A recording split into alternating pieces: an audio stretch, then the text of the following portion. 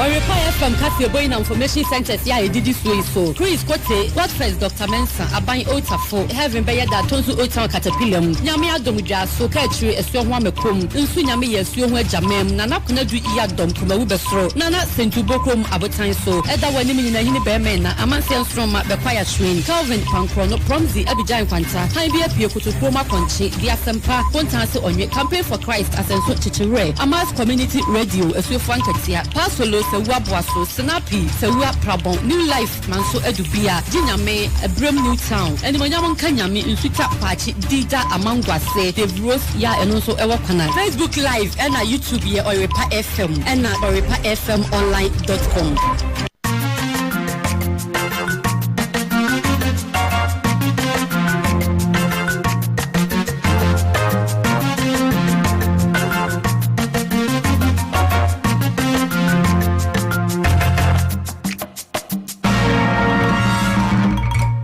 News. Abononsia adesma mayamu nyina matwo ena nwumre de baka safedie so ebra saso sa yesinkunwa na afenso no nsia brem kase ya yensa aka no ya che brother baby bia wo ena nwumre ya de ensam no ebre wo ya ka wo se ya trase wa santimantam wodum bosa babro sanmu no woni pa ya ade a wo se ayeye nti yemfa na asema doctor Akwasi Donko se wono so de nyamsom ensam akoguo yeso so ya bre ne se do sankafo ekan ekoti a hono no sa bre na so se wo maimu nsam na afeso nkofa ma so nsam a anwumira da jenipo so ya boabiam sa busi boabia no akere se enya samkuma akura ne a wo beye nie wora roma obori ani die kwa so ye hia no Facebook siaye wo Facebook se ho ena nsam ya kenka de ma oye piapia so se da me no ya di go YouTube no so da roma eje adwuma Oyerepa radio on Facebook Oyerepa radio on Facebook Oyerepa efrinyame Oyerepa ne board ne pa trona ka se de wanya Oyerepa no wanya de sombo anu ntu nya Oyerepa ya no aso no mu yie pa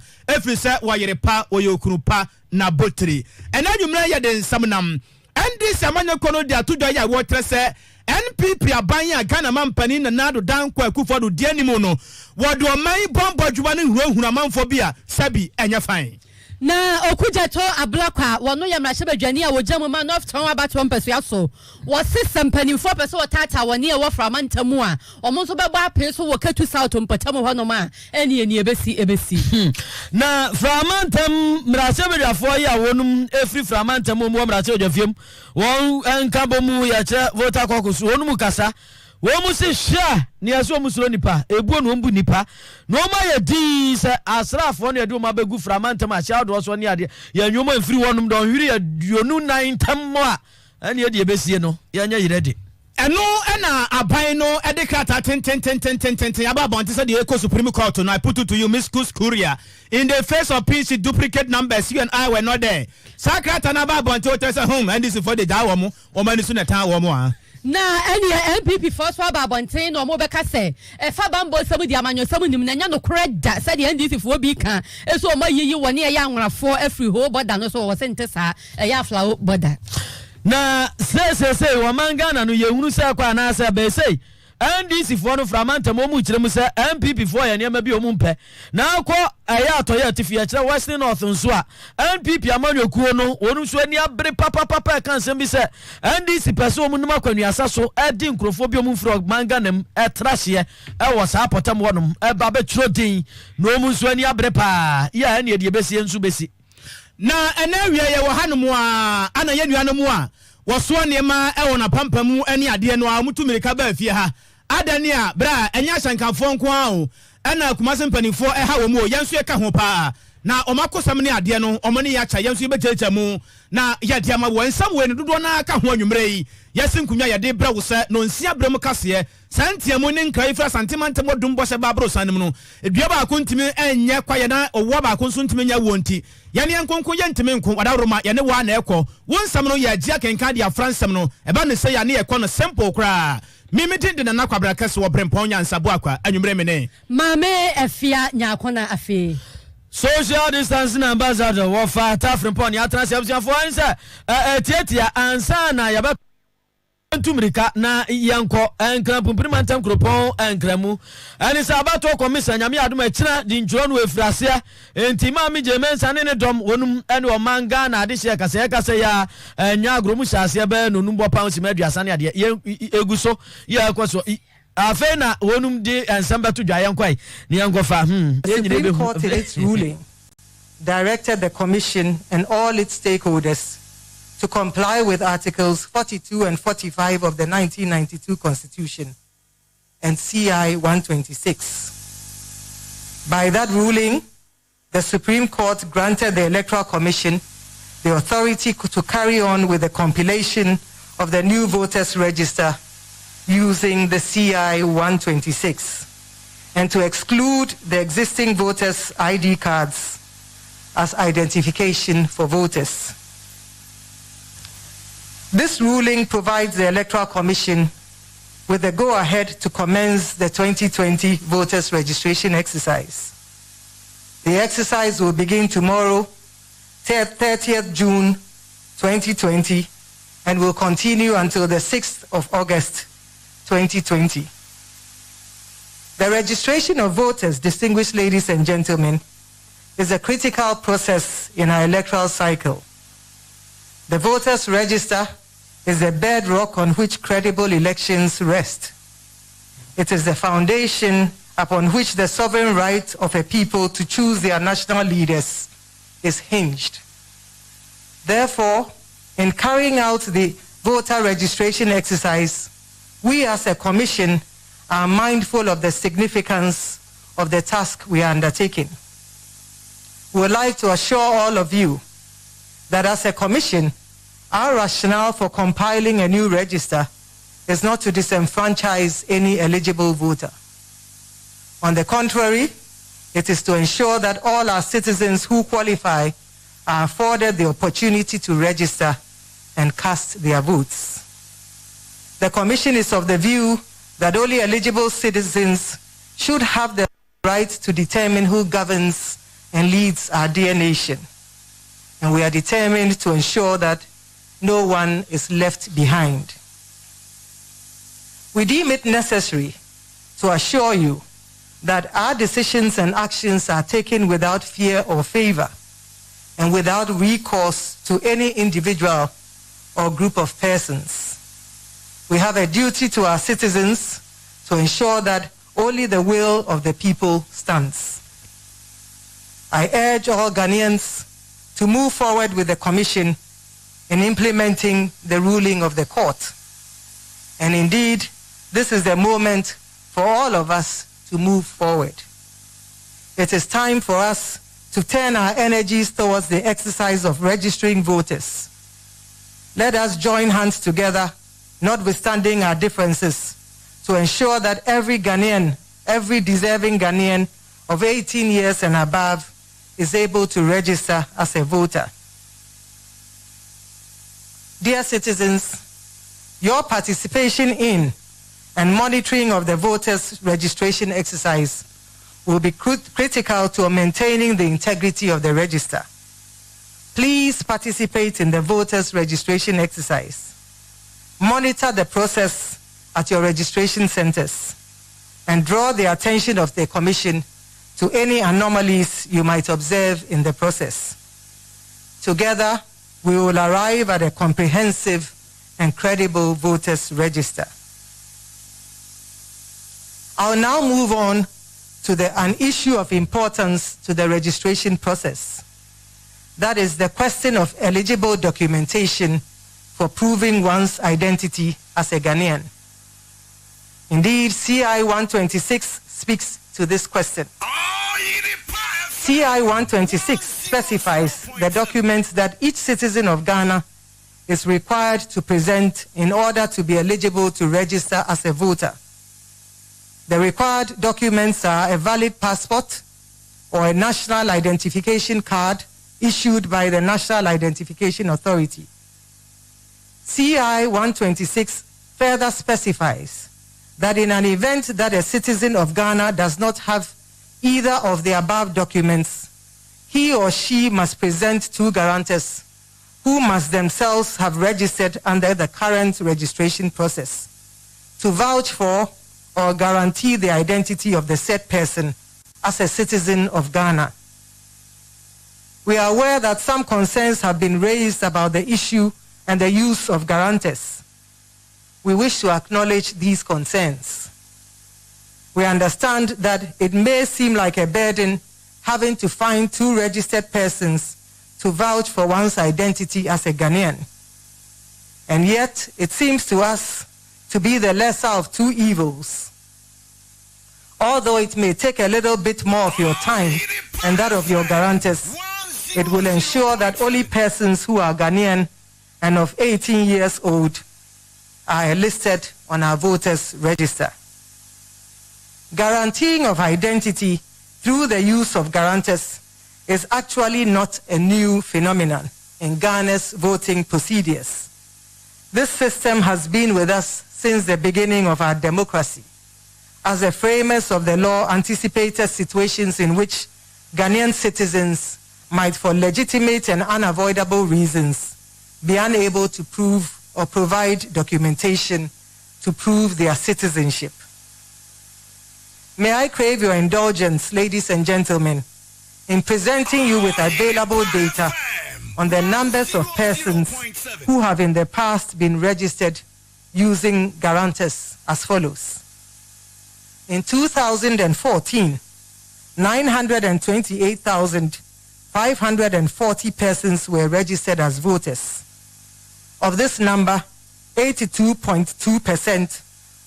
of registered voters used the guarantor system. In 2016, 1,046,067 persons were registered as voters. Of this number, 92.5% used guarantors. In the continuous registration process in 2016, 37,929 persons were registered. Of this number, 93.1% used guarantors. In the referendum of 2018, 47,852 persons were registered. 99.5% of these persons used guarantors. In 2019, the limited registration process of 2019, 1,211,395 persons were registered. 95.2% of these persons used guarantors. As you would have observed from the above numbers, my predecessors have applied this system in past voter registration processes, as they have sought to ensure that no one was disenfranchised for valid reasons beyond their control. I hope and pray that the 2020 election should be the last time that we as a country will need the guarantor system. As come 2020, all citizens should have been issued with national identification cards. Should have become routine procedure carried out at the national, district, and regional levels. Distinguished ladies and gentlemen, as I mentioned earlier, the voters' registration exercise begins tomorrow. It begins at a time when we as a nation have not yet beaten the COVID-19 virus, nor completely curtailed its spread. The registration exercise, will require the gathering of large numbers of people. There's the risk of transmission and spread of the COVID-19 virus at these gatherings. We are aware that some of us would prefer that we wait for the end of the pandemic before carrying out our processes such as this one. Others believe that since the virus may linger into long term, we must find ways to stay safe while engaging in our normal business. The latter view seems largely to reflect the global approach to the question of when to resume normal economic and social life. but with each country adapting this approach to its circumstances. As a Commission, we have paid close attention to the signals from the government and from the Ghana Health Service, which suggests the latter approach. We have in addition held discussions with the National COVID-19 team established by the government and again the Ghana Health Service. We have taken their advice on best practice in curtailing the spread of the virus. We have thus developed the following safety regimen to be carried out at all our registration centers throughout the country. First, as has been our practice, all registration centers will be set up outdoors in open spaces, where schools, churches, and other such venues are used as registration centers. We will not set camp inside the school or church buildings. Our registration centers will be set up in open fields and open spaces outside the school and church buildings. We will not use the school or church furniture. We will use the Electoral Commission's furniture and set up for use as registration centers. This has been our policy and practice in times past and will remain so. As an added measure, our furniture and our fittings will be continually wiped with alcohol wipes. Other COVID-19 preventive measures that will be observed at all registration centers are as follows. All people entering the registration center or queuing to enter the registration center would be required to wear a nose mask. On arrival at the registration center, every person's temperature will be taken using a thermometer gun. Persons with temperatures above 37.8 degrees Celsius will be directed to the health personnel at the registration centers or the nearest public health facility. Special arrangements will be made for them to register. The Commission will provide liquid soap and water with Veronica buckets for the mandatory washing of hands before joining the queue or entering the registration center. There will be strict adherence to physical distance of at least 1 meter in the queues at all centers. Our fingerprint scanners will be cleaned prior to the capturing of fingerprints of applicants using alcohol wipes. Hand sanitizers will be provided for the mandatory sanitizing of hands when leaving the stations. It is important to note that the Ghana Health Service has released some 7,000 health assistants to each of the registration centers nationwide. It is expected that the health assistants will assist us in ensuring strict adherence to the safety protocols outlined by the Electoral Commission. In all of these safety measures, we will rely on your cooperation, dear citizens. We believe and know that it will not be easy, but with your compliance with the above measures, we should be able to carry out all the registration procedures safely. I must mention further that special arrangements have been made for the elderly and vulnerable people during the registration exercise. All vulnerable persons, such as persons with disabilities, pregnant women, and breastfeeding mothers, the aged, that is 60 years and above, as well as the sick, will be given priority at all our registration centers. In addition, the Commission has introduced a new facility to serve the aged and the vulnerable as follows. The aged and vulnerable may go to the district offices of the Electoral Commission across the country for their registration. Additionally, they have the option of printing and filling out their forms before they go to the registration centers. This will help to speed up the registration process. It is important to emphasize that the Form 1A, which captures the biometric data, as well as the guarantee forms, can be found on our website. And the address is www.ec.gov.gh.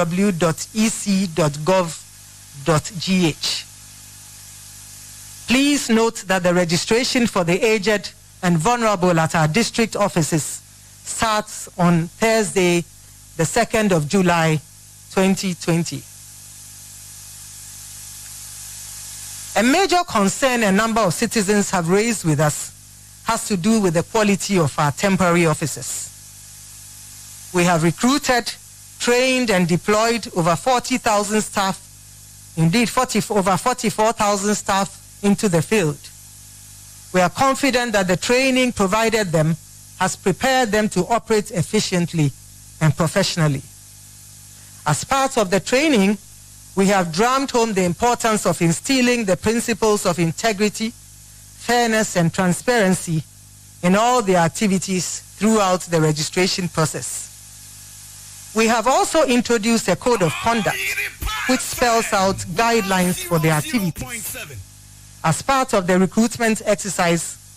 all temporary staff signed an oath pledging to abide by the rules and regulations governing the activities. Ahead of the registration exercise, the Commission will deploy 8,000 biometric voter registration kits into the field. The kits have been thoroughly tested, and we are confident that they will function efficiently and ensure a smooth and speedy registration of each applicant. We envisage that the robustness of the kits, as well as the extensive training offered,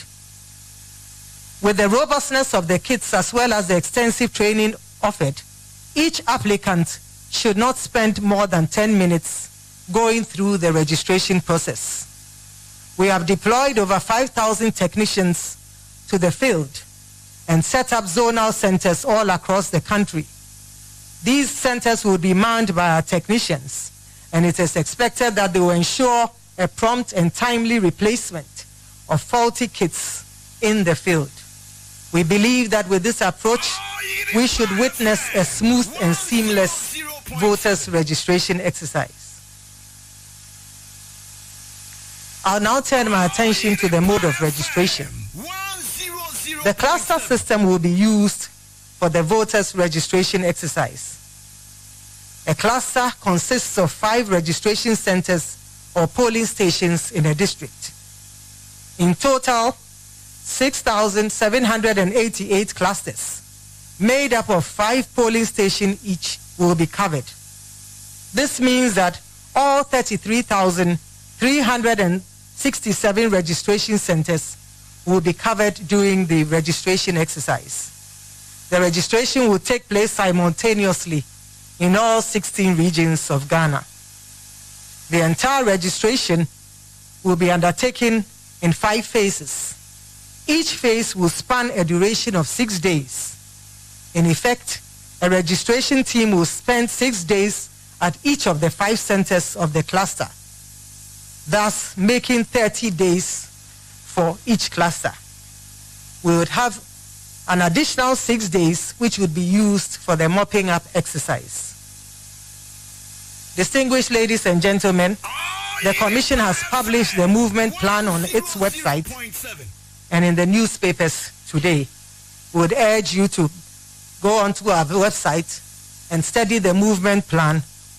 to enable you ascertain when the registration team would visit your registration center. Distinguished guests, it is important to emphasize at this time the transparency of our processes and to allay the fears of our stakeholders.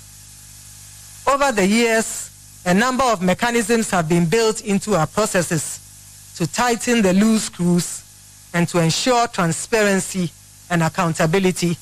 from the registration of voters to the declaration of results. For the purposes of this exercise, I'll focus on the transparency embedded into our registration process. Indeed, before the Electoral Commission commences any registration process,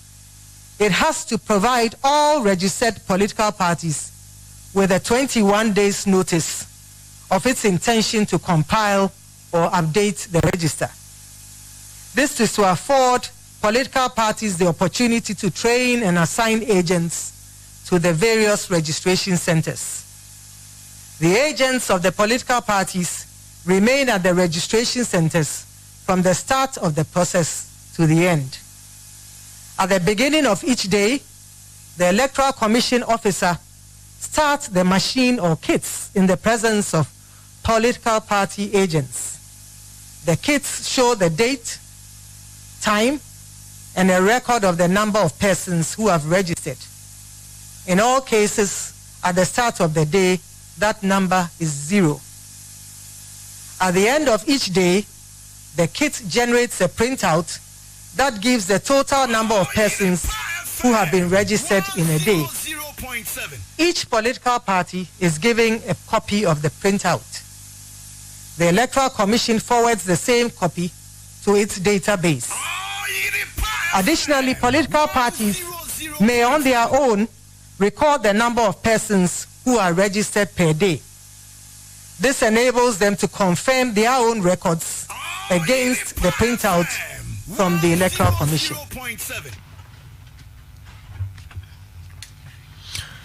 Abusafo eno na wei aye abatoɔ komisa dwomtrani maame Jemensa sɛ de kan de atom anim nyankropɔn yɛ adom a ɛkyena korɔ no de ntworo no frase ɛmfa one ne ebinom yɛ ntiase ya bɛkɔ court ho ahwa no ko Supreme Court abrosko to onum pa ba bia hwie onum agua masabre ka sɛ jese batoɔ komisa de on de temamoto we no anam so wɔ kwanya so ɔkɔkɔ tworo din na afei ɔmanfo ɔkɔkɔ to aba enti ɛho hyehyɛ nyankropɔn yɛ adom ɛkyena ɛna de ntworo no frase enti no ɛna abatoɔ komisa dwomtrani maame Jemensa enklampubiri mantem wɔne nsantwerɛfoɔ kasa na mu hyehyɛ ne adeɛ nyina wɔde to edwa ama yɛtumi ehunu bie na tata abusuafoɔ ada mansa ne yɛbɛto akasɛ nso yɛmɔ mɔden na yɛhwɛ na yɛmbɔ bɔndo boa kakrakra ɛmfama mo ɛne sɛ ɔkyerɛ sɛ nyankropɔn yɛ adom a ɛkyena sɛdeɛ bibia ɛdedɛda na kwan mu no nneɛma nyinaa da yie paa enti ɛyɛ dɛniada abatoɔ komisa di ntwerɛ no ɛkyena sɛ ɔdomfoɔ de yankwa kyɛ yankwa ade a ɛne yakwan bia so bɛba so papaapa enti Ghanafoɔ yɛ mmoa yɛ ho na yɛnhyia abatoɔ komisa adwumafoɔ yɛ wɔmba mɔntensoɔ na wɔnum aba abɛtwerɛtwerɛ edin no sɛ bɛyɛ nanso atimi anya akwanya na agye duru no a kokoromotie pawa wakɔ akɔto aba ne bie so ho na wɔkyerɛ sɛ abatoɔ komisa adwumadie no yɛ a wɔde tata so di ntwerɛ no de bochi dom ene emra wonum edi di dwuma CI 126 no say no sensem na edeja ye ko Supreme Court eso mutwe adima wonum se wonum betimi di CI 126 no edi dwuma enti Ghana ni bia nse ne so sa abato komisa di ntworo ye akoso nyankropon ya adoma emra techire ni CI no Supreme Court aka wase ma wi ma woni ana wonum ti omu ase no eso bia pa baabi akwa so ho na enum no okirem se CI no emu nhihye ye no se de ete no eno nko anum di dwuma ne enka CI ne ho bia no anya de se ebepiem ewo ndi ntworo num na ebefrase nyankropon eye adoma ekira ye ka se de ye de atoma nim no 30 June na ato aso a sana bosome de toso 6 August na ebepa na wieye wase nyina mfansi adwum na yehunu di ntworo ekoso no se de ehia pa na ye nyina mfia hunyim papa na abato komisa no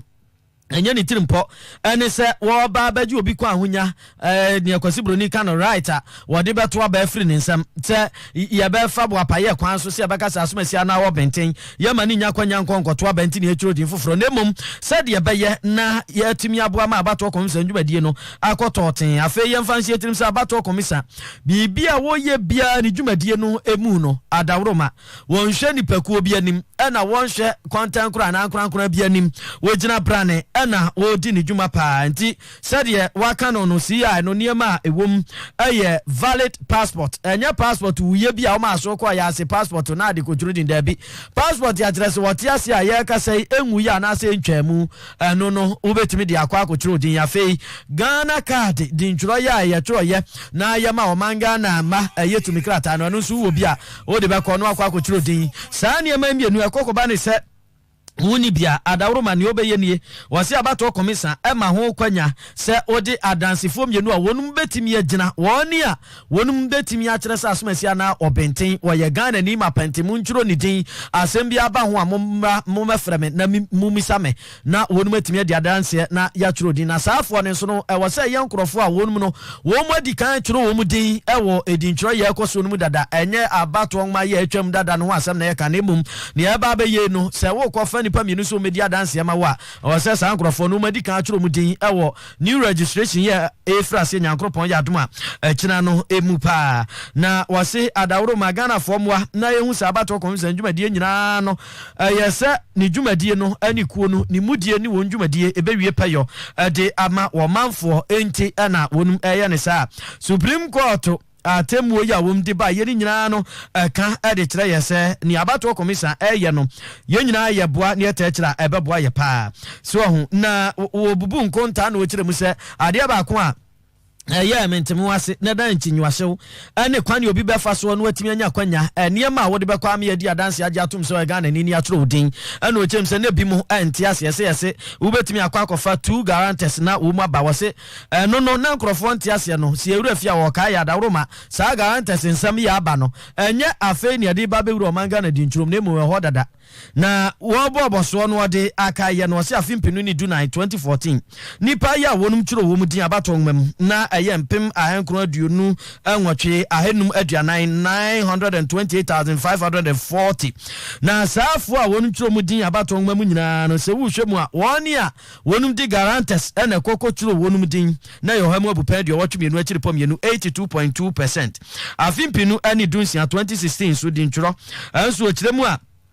nipa wonum kiro mu din no wapepe baako empem aduanansia ane aduosia so 1,046,067 ewi akire no ne yehwe mu bunkunta no woni a wonum ade guarantors nkrofo ne di adanse ma wonum so mu ye Ghana fo ansa ne mu kiro mu din no na wonum kwa akora timi akwa akoduru ha mu abupan aduokunu mienu akire ponum 92.5% enti se ye ka guarantors sam no a enei enye afe na eba ye nyina ye ntiase ne enya ne sa pepepe na ewomu se coronavirus ne nkoi eda so ho ena nyame adom agina de nturo no koso abato komisa so ada no so a wonim se edani a edom ena ekwakodi asia enu nti omo ansise ye biara ya de kuatia coronavirus ya de no ne tre ene ne yire ebi ene se ebebo modern na ba bia wonum ebe churo din ni nyina no se suku dem asore dem ne ba bi ombe churo din no a womu nkonko bompata ewo danum na emum se suku dem a suku nu na aboboa no eho nu mba betena ne asise nkonwa no nkonyom di bedi dwuma enye suku nkonwa num di bedi dwuma mu ade kama wo mu video mde commenting so sanitizers ni ade ya de afefa ho to nchani a ya pa acho wo sese wo ko na wo she nose mask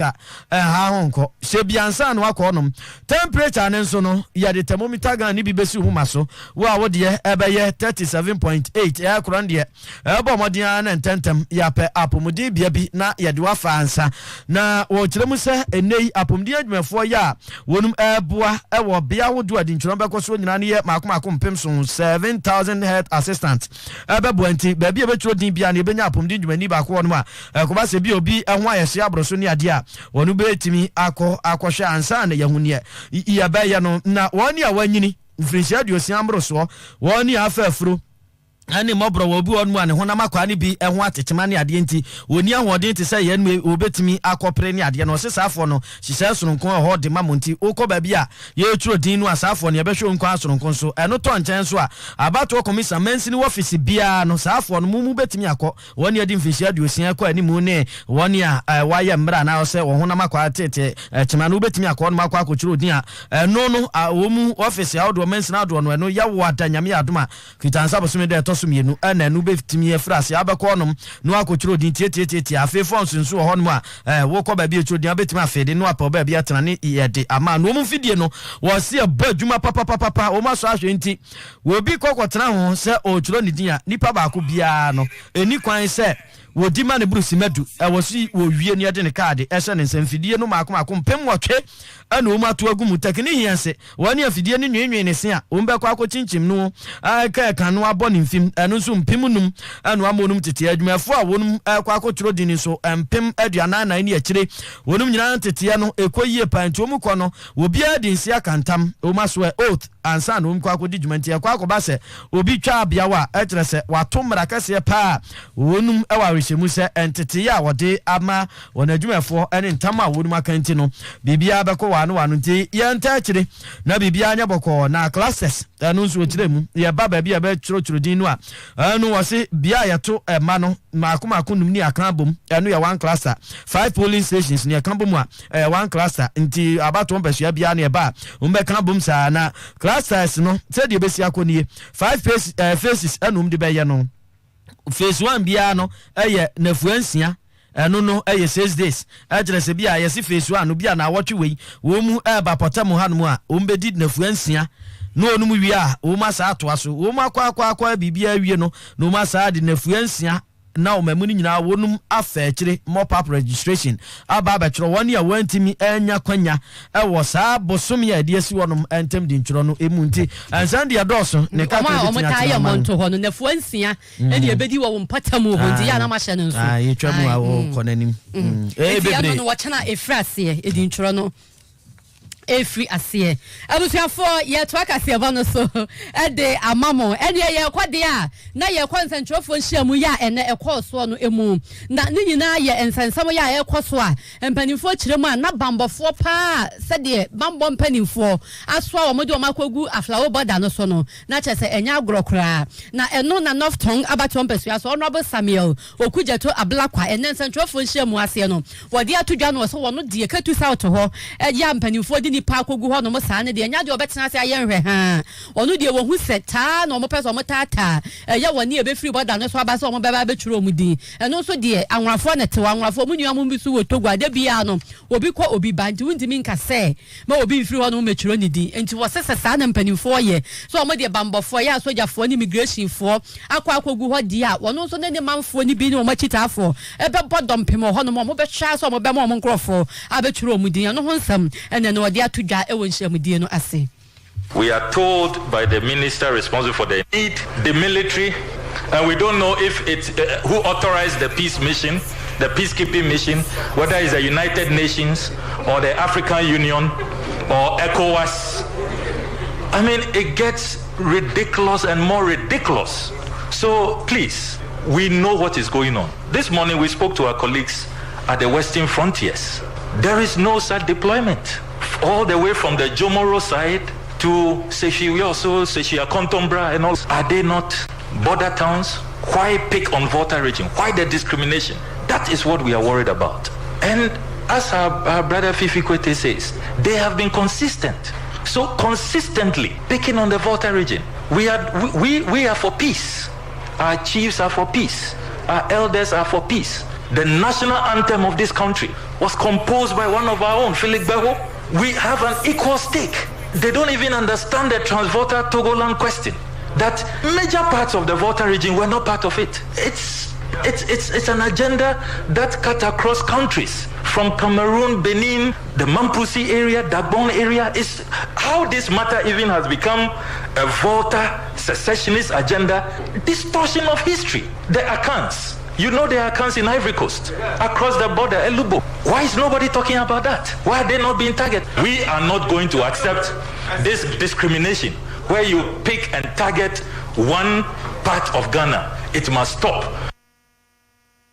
Honorable Okujeto Ablakwa ya ono yamra shebedwani wo Northton abato mpesua so na enensentro nhyiamu na se no odi nsem we atodwa no DC ye ya mampania na musini wo ho Elliot Edem Agbanowu wono kura kasa akyerɛkyerɛ mu anso kamia ye se omo nti wo mo ho ase wo nsem we ya ho da na eno na osoafo hwa ma ne bonsam so kwadwo opɔnkroma wono so de nsam abetodwa no wo kyem se o ensam wo kekan die we anya asem bia eye bibia esanse eye Ghana border mom eno omode bambofo akwagyina ho no se omo nhwe ho na emomo no enye framantamu eno omode bambofo akwagyina ho nti omo kasa omo hweye na anu mpokura no enye framantamu kwa ba bia Ghana border wo bia no omode bambofo akwagyina ho Earlier at today's press briefing by our colleagues in the NDC, Samuel Kujetua Blackwell of the NDC says the deployments that have been going on did not include the military. You are finding out that that is palpably false. Again, he makes the claim that there was no deployment on the western frontiers. That again, as you are realizing, is not true. But those stories are told just so that they can succeed in convincing some group of persons that it is something, and I want to use the words the former president, Mr. Mahama, used. It is something with an ethno-tribal agenda and something against EWES. As you are beginning to realize, there's no truth in that. Colleagues, as we head for the registration and electioneering period of 2020, the Akufo-Addo administration, for the avoidance of doubt, is not interested in ethnic bigotry or ethnocentric politics. We will continue to urge all political actors to focus on campaigns and conversations that outline how they intend to improve the economy, create jobs, ensure more and more people get incomes and a better quality of life. We strongly discourage any political group that thinks that it is good to seek to energize its base by whipping up a sense of an attack on any specific ethnic group. We strongly discourage any political group from doing so. If it comes to matters of registration and election, the laws are clear, and we all even encourage every Ghanaian to go out there with your Ghana card or your passport or your 2 guarantors and go and register. Kwajo upon Kromoswa for him and a bon some so and now Yatia free no Esenya from Mantamunqua and now a bambo for a war. I will crown ones who say Amanyo Kubi and the person Mujina Busiamuni Munia Busiama Kubi and the ma a Yamanyoku and as I buy a Tuesday a bon or Manfons was saying Tessada as or Mobayasa, Wedia or Mine and Mara and Mra a Waho and my battle commissa when she say ya pepe no moody so and Nuntino watching a chrono for our passport for Ghana card call no coach Rudy. And you run on Sabremo Kase, Oyerepa Kase3, so you go ya can kind of the woman in say, and in Central for Samudia, a coso, our Framantano Emono, Fifi, Fiave, Quete, one, Echinamupa or Kasai, Nasama Wakagina, and say, Ansa na obere kwamfa no che enua ni mire mane mfifi no na otumfa nchechede wode omudie nti omahu abia bre omatie so abre kra romuno sabia kronto he nkukwabuo mae na omowe omo nkukwa dada o what na de yesi we na behia wo mo he wo mo mahu de MPP fo no ye nyina se waso wo man mu bambo nyina kogu framantem hono no ana wunya ade pa efrimu yintie no. We are in no doubt that this massive deployment of the military and other security personnel in the Ketu South municipality and other border towns of our region has been timed to coincide with the commencement of the voter registration exercise across the country. These deployments are creating panic and anxiety among residents of Ketu South and other affected towns and districts. Interviews done by some of your colleagues in the media reveal that residents along the Ghana-Togo border are living in a state of fear due to the presence of the military. The MC of Ketu South, who represent the presence here, has explained that the reason for the deployment of the military personnel is so that they can help check and approve routes to prevent foreigners who happen to be infected with COVID-19 from coming from neighboring.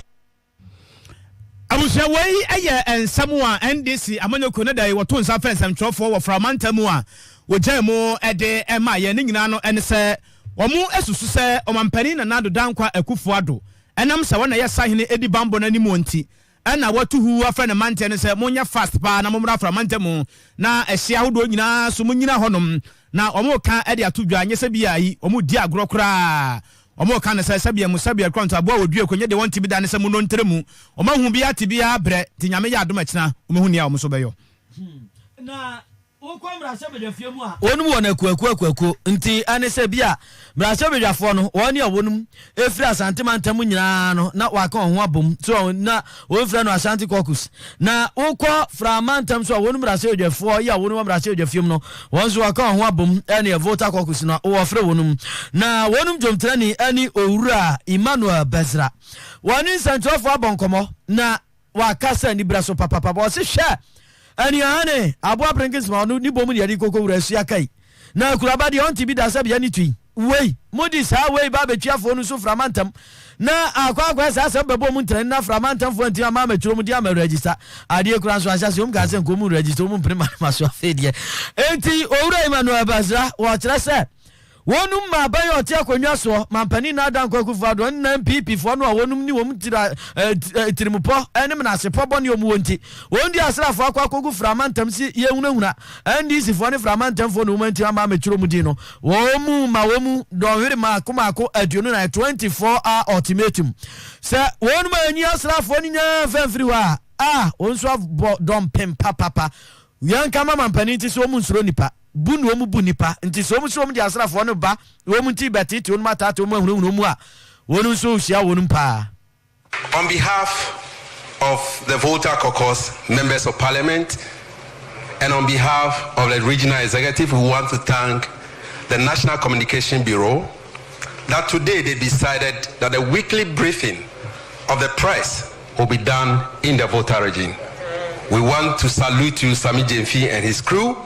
and all the media personnel who travel all the way from Accra, Oho, and elsewhere to this place. I also want to thank my colleagues from the regional executives, as well as the national executives and members of parliament who decided to join us on this press briefing. Ladies and gentlemen, the fire has been lit, and we the votarians are ready. We are not cowards. I want to repeat that. We are not cowards. We don't fear people. We only respect. And therefore, whoever has deployed the military personnel to our borders should call them back immediately. We are giving them up to the end of tomorrow, Tuesday. The military personnel must be recalled back to their barracks. There is no war between Ghanaians and Togolese. We are peace-loving people, and therefore we will continue to love everybody equal. Enti anono wei aye voter caucus wonum jomtrani Emmanuel Bezra ani atene nka wo se eja no ya so ja no nkrofobia so ja no wonum su fesi ja ne papa na framantan fo mu nya hufo sabe ya opam ohu a batu mbema di wari asrafo nkogu wa da makofa wade na Ghana ne Togo fo nkon ko si asrafo firi ho abusia wo san komo bonu ni ade na koyesa ye bo no kokromoto san ho anja biera enya yie ene san wo so afọ ye afisam bambo ho nsam so yerwa Dominic Nittywood wo de atodwa ye atrese wo kan nsam etrese endi samanyoko no nsam a wo kan wo moboa pa nukura bia anim enya de sa aban na so da yempo san nsam no manwene de ama monte so Ghana fo ade se ka bie no aban no na aban na ni brabre na daje adaje wo ya wono wo ma NDC fo se mo fa asra fo se ya mo kwa hia framantam no wo adaje na ni brabre kura wo se papa wa no nyese bia ho kwa no de wo hwe se wa na ja wo de wo party na so ma nkofo nkoturo de ni ade asa ne so be it mo amasam wa ntondo wo ka no plane nyese bia prefa abane ni adaje kura wo hwe ho kura. The people of Volta region, particularly the chiefs and people, will register and register well. The people of Ghana will register and register well. The soldiers are not coming to any polling station. The soldiers will be at the border to stop people from coming in or going out across the whole border. Volta region, Oti region, Northern region, Northeast region, Upper East, Upper West, Bono region, Western North, Western region, and Savannah. These are the regions that have borders. And the soldiers are to help the immigration stop anybody from crossing into Ghana or leaving Ghana, because our borders are locked to human traffic. What we will accept is cargo, but for human traffic, we will not accept. If you want to bring any human being, go to the Ghana embassy, register, and that person will come in and spend his time at his own cost, a quarantine period of 14 days. And once we are okay that the person is not COVID patient, is not positive, that person can go. But to think that a responsible government, when the numbers are going up, will sit and fold our hands and allow people just to come in because a particular party wants people to come in, that one will not happen. The soldiers, as I said, are not going to any polling station. On that day, take your Ghana card or take 2 guarantors and go to the polling station and you will register. If you are a Ghanaian. If you are not a Ghanaian, you have no business to go there. But if you are a Ghanaian, you will register and nobody will be allowed to stop you. There is a legal basis for stopping people from registering. Abuja assembly nyina ne say muntie wo bia mamuntie wo bia nyame ya adomo a said of atadi kan ekenkan ye no ya ma me je mensan so adi kan awo ani ne se bi nantini kuro no ye tagina ne se Supreme Court ama wo mutumi eno nti nyame ya adomo a ekena da no ena dwumadie no efrase ba bia wo hye bia no na wankasa wo gye wo hutum wa adwene mu da ho ya wotimi tu abama ne yeye no na wo niema etimi boa ma wo din no wotimi kwotro bie no tumirika fa pragea ana boboya ana taxi pie kwotro wo din na bibia anya kama mentie wo bia fisa Ghana for kosim so akoche wo madwen to tata ho za wuntie wo bia dia and then it's up to you ntie dia wa wasamwa so be it. Yes, exactly enti we no ya Dominic Nitiwood unya offense also for her afisa mbamba ho nsam so and I say wode ensam atudwa no na enu achi kurampo no na wo techire mu ya wo tire mu sa no kura nyame anim ne de omo kan yes ai and I say wo ketu na ya so makogu ho ya so ahwan akogu he wontimi ne ma so ka hirenya unmisa ba wi a wo pe wo heda na comfortable swapping ye ni adaji bi ye mfa obi ankogu ba bia so mo anim sa de ne nya ye because ni selo mo ye sa de no mo ntro na tin say 9 minutes na wasa mo nkofo a sa de no sa 2016 ye gina ye wa ha se no ka gidi comfortable ewi a kire senesi ye Ghana for mo amon kan enti do mo kan ketu no mo boa won berry ti no mo ye sa no ye ntie wo mo. So I want to let the chiefs and people of the Volta region know that the information the NDC minority former President John Mahama is feeding them is pure propaganda. It should be ignored. It's pure mischief. It's pure propaganda. We have deployed across the entire country, and the purpose is to aid and support the Ghana Immigration Service to stop people from crossing, because we have too many unapproved routes, and COVID, the numbers are getting higher and higher and higher, and we will not, and let me repeat, sit aloof and allow our people to die because people are crossing into our country. If people have any reason, whether NDC, MPP, CPP, or any other party has any reason and have the intention of bringing in anybody for whatever purpose, the protocol is very clear. Bring them in through the approved channels, let them quarantine themselves for 14 days, and then they can do whatever they want to do. But for the people of Ghana, they are concerned about their health. It's my duty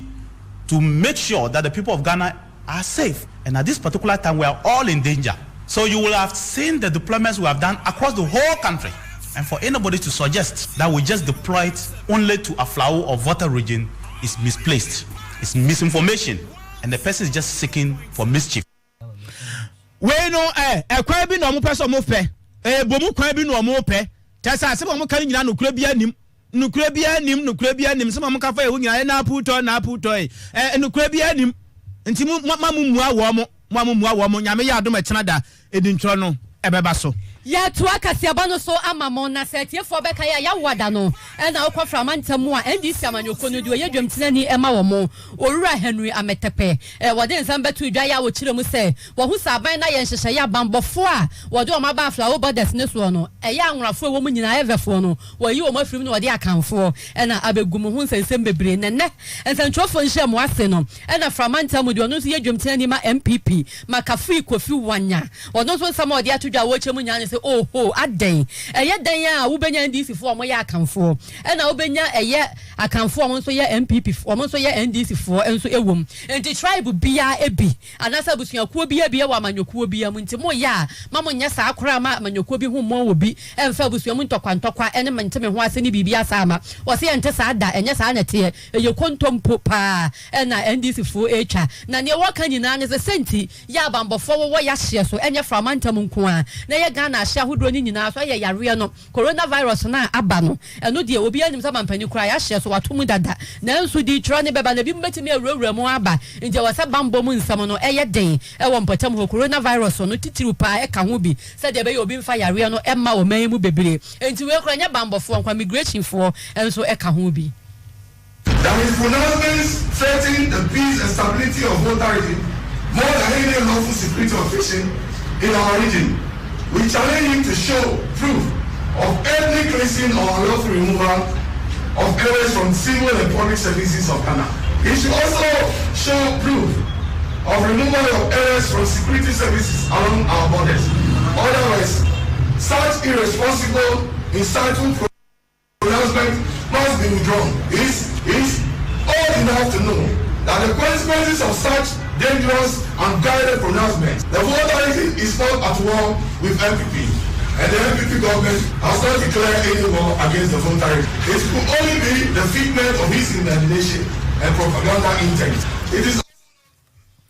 Ora Makafui Kofi Wanya ya wono woye chairman regional chairman of Framantamu ema MPP amanyokuo no na wabeyi amatepe ne nsama wode ya nsantwofo nhyamu ya wada na etwemu no wabeyi ano se bidi kan eka he no MPP and this is say ye hunu de ompeso omya Ghana ne ba bi ompeso omdi yakọ we bobna wa hanu se we yese na we nso bobna ha se we yese ese ndisi fo ne bobna se ye de asrafo abambofo ya wonu mati akati akwa akogu Framantam hunu ngofo di nchronti ni ade no ya ga MPP sungogoro kwa amanyoko no so wokọ atoye atifi fam ya kire Western North Region MPP amanyoko nkura bata ye wonum kitaudie bofotene ana kwankire fo ya kire communications director anu ora Felix Foster aka one so friends and trophy asiamu MPP amanyoko ni dinimu ni wonum anamu anu odi atudwa akirem se NDC fo wonum abomna se poboni se wombefa kwan bia so atwen nkrofo titiru aye Cote d'Ivoire fo no afa wamanga na asia so wonum potam wonum aba ba twiro mudin ani omu kiremu ankura wodo bi tisa hima kroma fei aye boinso ani bongo so pila 34 ani ne nkronde bebre woma bobo so se NDC fo afrase akura wonum atwe amanfrafo free Cote d'Ivoire adi wonum afa atoye atififam Western North Region wodum ewura Ghana se wonum baba ba twiro mudin abato no enti to omu so bo NDC fo no kokko no mayi aban ani abambofo sutire 5 border consensus. Now, Phibias, ye chodian, ni ehu ne say, Cote d'Ivoire for ever unapproved routes de blé, no maba betromudi. Now, ye can no more, no more, 3 or more pay my bow. NBC for agents who Cote d'Ivoire and Conconeso, and no more boom, and manage the omofa unapproved border routes, no, but the immigration for any one, no, the maba betromudi, no maba be MPs, Amaya, Western North Region. Omoba ye wa fiafia mu a omotetete ya sheda kreti omotetete na ho omote ho ta me so na omapie na omaba betotro mu din abusafo enu nti ubekọ ba bi a nkofo be 5 penalty fee ho no ubekọ voter register ne so no na edin a mo isu sa house number no ebo 100 sa de no afi we so ye ba betro din foforo no ye hu se NDC fo ahase twinkofo efa on approved border routes babi te say boyso babi te say bongo so babi te say pillar 4 34 babi te say Africa babi te say Yametra babi te say Jato babi te say plywood babi te say Akati so babi te say Kwasin Kroma babi te say Kwame Ajay omo twinkofo no eba omo ahase etwon ba eno na New Patriotic Party for ye ka tro mo say in the Western North Region yes say omo nyai magana fo entro modin yes afu we ya makwan ne makwan china sampa o se di oman ya sam eduru abatu omre bia se ya no oman mu huru se ya se NDC for the na Framantam MPP for so se Western North sansan de bebre nyame ne ya hwe no enti anso no MPP amanyoko Western North wonum kita odi ekwo kwankere for communications director ne owura Felix Foster aka won na woginu manem ade sansam no atu dwa na taw untie panipa ya ja sanfo panipa ya auditor general obu nkonta de ma wo ma no abanjumadi ni ade no nei grata ye freeman pani atena ye mu aba man pani na danko akufu adu kirem se wono he papa no animu papa no wabre nti wonkonko tena nche nye na home ne poto kasem kwasi broni kano accumulated leave no o se wonko we no nti wonko no na fuwa wa ha duonu 123 days eno wonko akodie yes na bedi akire ena enhwe akire na za accumulated leave ni so de wonim se public officers no ye de ma wonu ma se nya de se wonko asa bedi udibre ni biemti ne agega kwan de yewura Daniel Yao Domlivo auditor general ya pusu no yaso anko home mampani so no ana de adwuma ne hye ne nsa obeto no adwuma no mu abre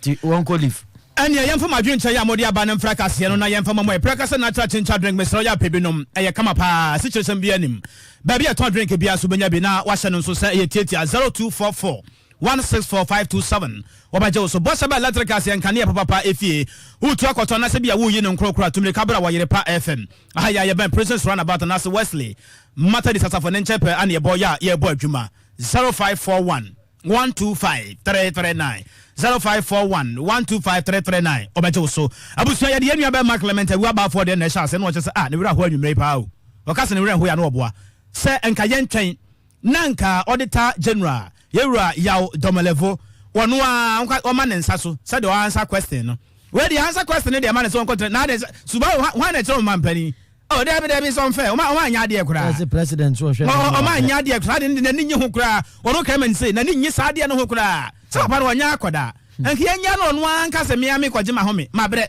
na de nipa wu na wusuma no wono nsunsun oh it's unfair kura anya ba all the same no what ya against obo oyesume kai wa agre kwamo ase ene wo fa kwa me eje ya omunyina da wo abu akwa ne de ya wode aba ene no Maxwell Sifabo nso wo de aba na wo se agona kra kroma de dam loud and clear pa na etan ya da ye dikan ya electoral commission no hwe na afenso watintim din a ye nyina beta hwe na afenso atimi de akoto abanti Ghana ni bia hwe na wonfa ne ho ensem Nathaniel Wright wo de aba ena se we de wo gidie ma papa se sa akrata wo ya omo ye no eno ano no once and for all nyesa china bibiem na afa na yesa ye dede na hu ha bia biem wo de wo sa gidie no na adobo aten wo de aba wo chan Belgium bonzo miswele wo de aba na wo se chechire mu sampa bibia yenhwe na enya asumdie o na wo sei otu wo de aba na se suofu a na papa wo de wo ta abo na chipa o wo kire se managing director ya wo Metro Mass honum no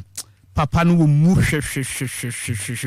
menim de wa ye obi wa je wo ga dia mentimi nkire na PKGH wodi abana se Dwaben oil mos honum electrical shop my god at the dam say ya enya sam ketwa Bernard Bishop Boache wo se abu akwa office honum a ho na wo hwe yen na wasati at the dam Oyerepa more fire pa dakun owuso wodi aba wo se Oyerepa news akenkanfo o mayadwo enanyu dakun unya preacher wo be preach pa o unya preacher be preach pa be ya bra beto time why na wo kotu quotations a wo do sa no adwo boy ma free ye wodi aba na wo se o mayadwo ene anwumre pa mighty man heritage wodi aba na wo se awoshi ho na wo hwe na wasan atie NS Frimpong wodi aba na se NDC amanoko no adan enkontompo ye no kresa na ya doso do wodi free Buenos Aires Argentina na Josephine Jamson wodi aba na wo se woda nyame asepa baabi Ebenezer nyame wodi abeduru ni o aseda eye ne dia Edu Steven wodi aba na se Oyerepa Kase de dam se ya kuma se haya na wo hwe na wasan atie Medina Educhwa Asare also my 100% Anthony Dogbe obo wonsam de mayen Margaret Oben also hu wonsam se ya na oti mayen Philippo Kwabre Kasamo Master Dambroka Kente Treshop one mo bibia ya loud and clear na o ka Ghana for such nyame ya domo a obi ahwe na afeso nkotwo ne din o sebaya bibia so betimi akona nim kama na sebaya NDC de ho udi omachi abla anya de be hu ni na entia so nkonkoma ne maame Ante Mary ya wo Geneso ide ya wo de aba no man Piero wo de aba na wo se Ghana man pani na nado dankwa Akufo Addo wo ye na afamu de nyina da o e wo corona bremu yenso ye mo ne chidom na bibia enya fine Azemai Ventures